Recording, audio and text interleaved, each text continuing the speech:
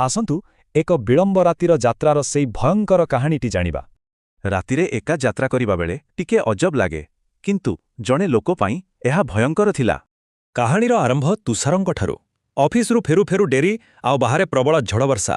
ସେ କୌଣସି ମତେ ଦୌଡ଼ି ଯାଇ ଶେଷ ବସ୍ଟା ଧରି ପକାଇଲେ, ଯାହାକି ଷ୍ଟପ୍ ଛାଡ଼ିବାକୁ ଯାଉଥିଲା। ହେଲେ ଭିତରେ ପଶିଲା ପରେ ଏକ ଅଜବ ଶୂନ୍ୟଶାନ ପରିବେଶ। ସେ ଥିଲେ ଏକମାତ୍ର ଯାତ୍ରୀ। ଦିନସାରାର କାମ ଆଉ ବସ୍ ପାଇଁ ଦୌଡ଼ାଦୌଡ଼ି ଏସବୁ ତାଙ୍କୁ ପୁରା ଥକେଇ ଦେଇଥିଲା। ହେଲେ ଯେତେବେଳେ ତାଙ୍କ ଆଖି ଖୋଲିଲା, ପୁରା ବସ୍ଟା ଲୋକରେ ଭର୍ତ୍ତି ହୋଇଯାଇଥିଲା। ଏତେ ଲୋକ କେମିତି ଆସିଗଲେ ସେ ଜାଣିପାରିଲେ ନାହିଁ।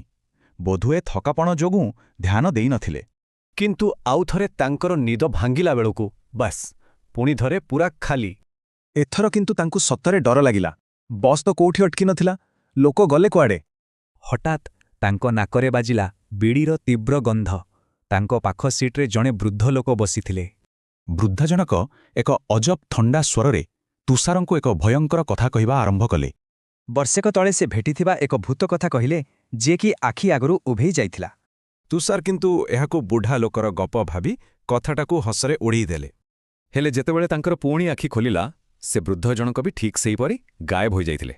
ଏଥର ଆଗ ସିଟ୍ରେ ଆଉ ଜଣେ ଲୋକ ଖବରକାଗଜ ପଛରେ ନିଜ ମୁହଁ ଲୁଚେଇ ବସିଥିଲେ। ସେ ଲୋକଟି ଧୀରେ ଧୀରେ ଖବରକାଗଜଟିକୁ ତଳକୁ କରୁଥିଲା, ଆଉ ତୁଷାରଙ୍କ ଛାତି ଧଡ଼ଧଡ଼ ହେଉଥିଲା। ସେ ଯାହା ଦେଖିଲେ ତାହା ଅତ୍ୟନ୍ତ ଭୟଙ୍କର ଥିଲା। ରକ୍ତ ଜୁଡ଼ୁବୁଡ଼ୁ ମୁହଁ, ଭାଙ୍ଗିଯାଇଥିବା ଖପୁରି ଆଉ ନିର୍ଜୀବ ଆଖି। ତୁଷାର ଭୟରେ ଚିତ୍କାର କଲେ, କିନ୍ତୁ ତାଙ୍କ କାନ୍ଧରେ ଏକ ଥଣ୍ଡା ହାତର ସ୍ପର୍ଶ ତାଙ୍କୁ ଚୁପ୍ କରାଇଦେଲା। ଦେଖିଲା ବେଳକୁ ଲୋକଟିର ଚେହେରା ପୁରା ସାଧାରଣ। ସେ କବାଟ ଆଡ଼କୁ ଯିବାବେଳେ ଏକ ରହସ୍ୟମୟ ଚେତାବନୀ ଦେଲେ। ଆଉ ତାପରେ ଏକ ଆଶ୍ଚର୍ଯ୍ୟଜନକ ଘଟଣା ଘଟିଲା। ଲୋକଟି ଚଳନ୍ତା ବସ୍ରୁ ଡେଇଁ ପଡ଼ିଲା। ଏସବୁ ଦେଖି ଭୟରେ ତୁଷାର ପରବର୍ତ୍ତୀ ଷ୍ଟପ୍ରେ ହିଁ ବସ୍ରୁ ଡେଇଁ ପଡ଼ିଏ। ଆଉ ଏଇଠି ଆସିଲା କାହାଣୀର ସବୁଠୁ ଭୟଙ୍କର ମୋଡ଼। ବସ୍ଟି ଆଦୌ ସେମିତି ନଥିଲା ଯେମିତି ସେ ଦେଖୁଥିଲେ। ସେ ଦେଖିଲେ ବସ୍ ଭିତରର ସେହି ସବୁ ଯାତ୍ରୀ, ଏପରିକି ସେ ବୃଦ୍ଧ ଜଣକ ବି ତାଙ୍କୁ ଦେଖି ହସୁଥିଲେ। ଏଥିର ଗୋଟିଏ କଥା ସ୍ପଷ୍ଟ, ଆମେ କେବେ ବି ଜାଣିପାରିବାନି ଯେ ଆମ ସହିତ ପ୍ରକୃତରେ କିଏ ଯାତ୍ରା କରୁଛି।